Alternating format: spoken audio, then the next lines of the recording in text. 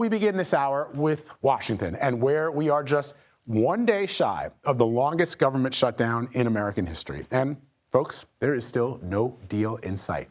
There is some new CBS polling that shows a growing number of people blame lawmakers on both sides. Americans disapprove of how this is being handled by the President of the United States, Democrats, and Republicans almost equally.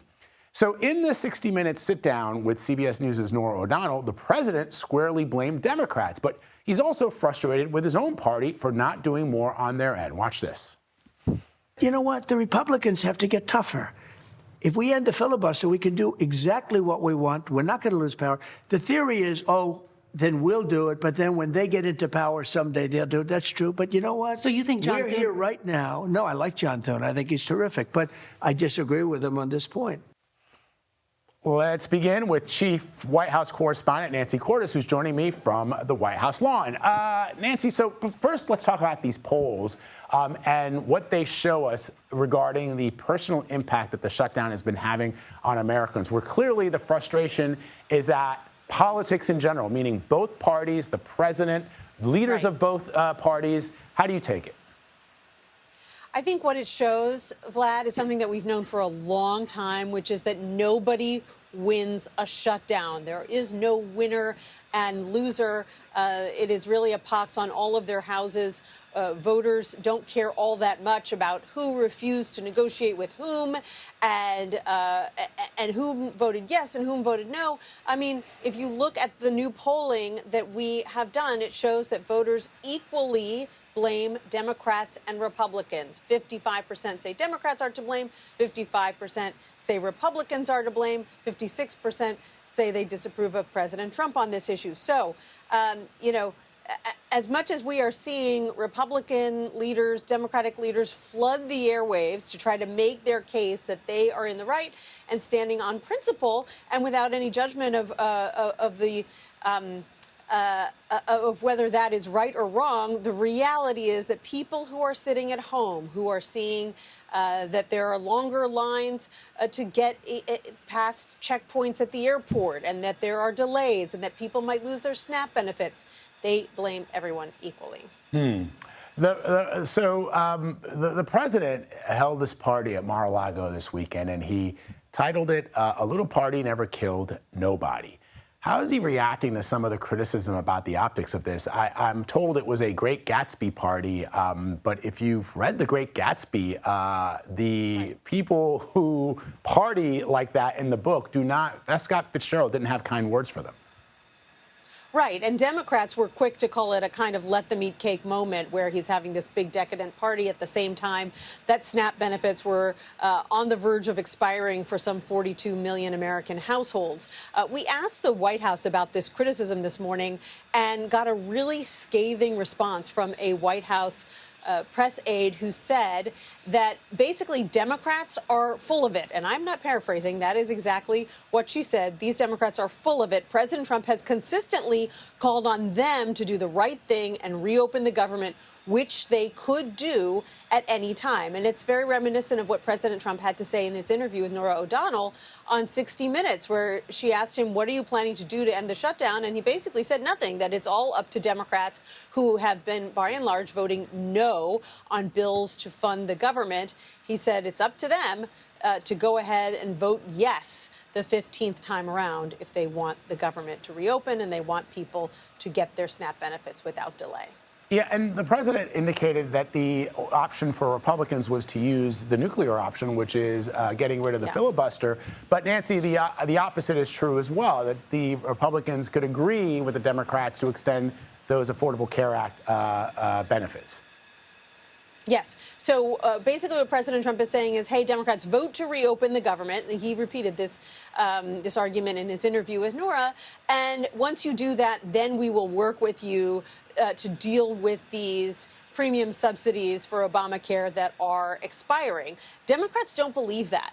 They don't believe that they'll have any leverage to force President Trump to the table to negotiate once the government is reopened. And that's why they have been pursuing this high-stakes strategy. They also know that even though President Trump is pushing Republicans, get rid of the filibuster, then we can just get the government reopened on our own.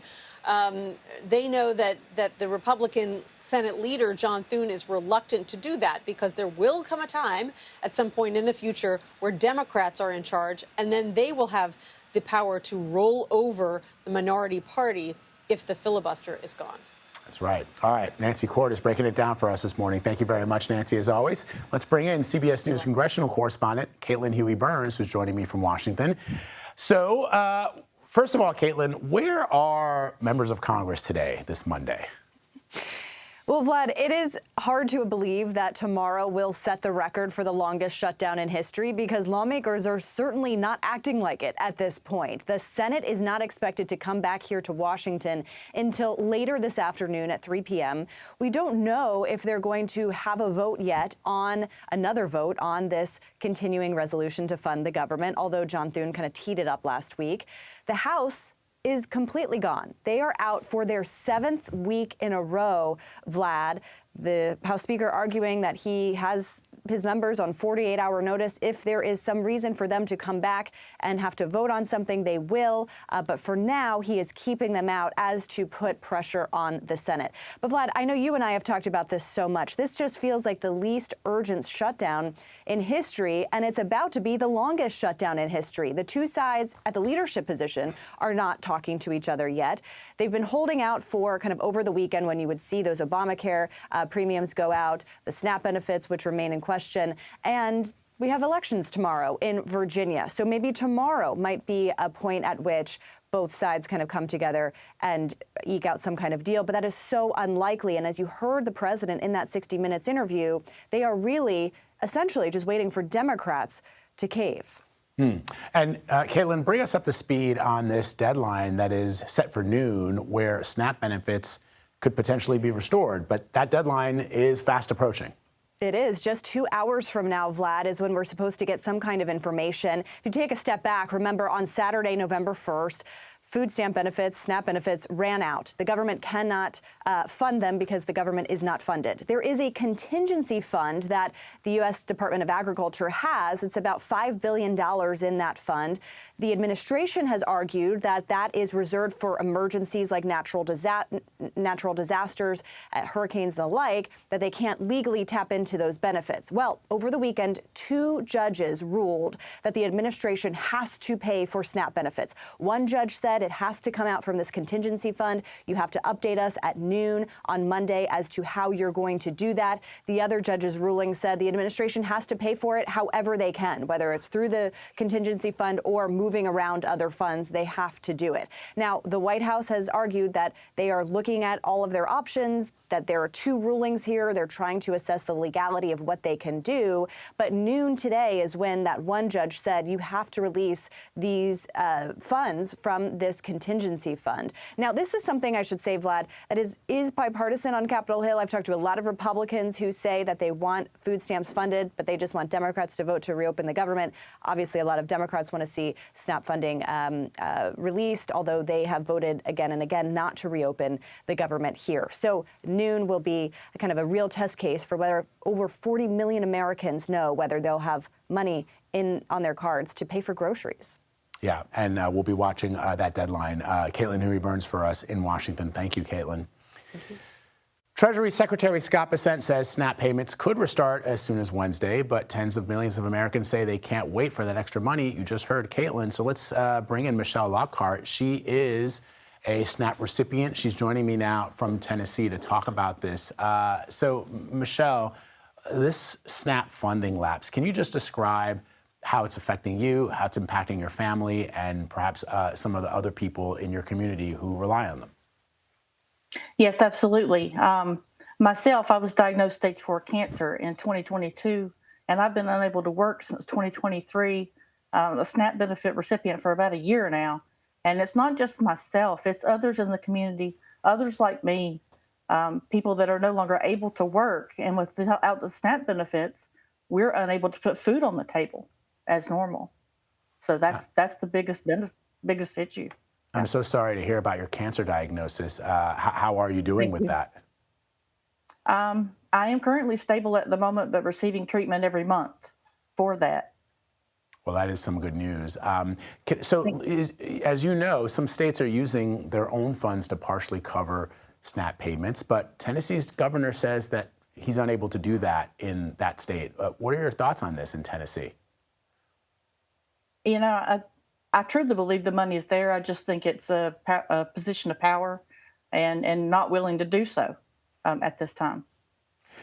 So you saw the CBS poll. I don't know if you did, but it shows that Americans across the board are equally angry at Democrats, they're angry at Republicans, and they're angry at the President of the United States. They don't really care about the politics of it all. They just want to pay for their groceries. They want to make sure that their kids are able to eat. They want to make sure that people who are in need of it, like you, who are struggling with an illness, are able to get groceries.